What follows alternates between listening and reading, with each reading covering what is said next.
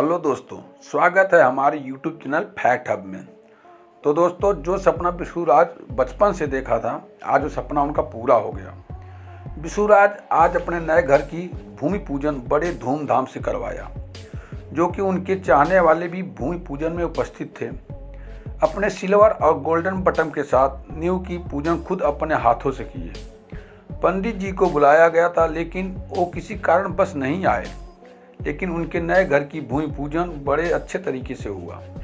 सारे देवी देवताओं को विनती करके नींव की पहली ईंट विशुराज और मालती चौहान दोनों मिलकर अपने हाथों से रखा। विशुराज ने मकान बनवाने के लिए अपने मामा को, जो कि राजमिस्त्री का काम करते हैं, मकान बनाने का ठेका उनके मामा ने लिया है। मकान बनाने का सारा सामान विशुराज ने इकट्ठा कर लिया, जिससे लोगों में काफ़ी खुशी की लहर उठ रही है। तो दोस्तों, ये विशुराज के मेहनत और ईमानदारी का सच्चा फल है। तो दोस्तों, मेहनत करने वाले की जीत इसी तरह होती है।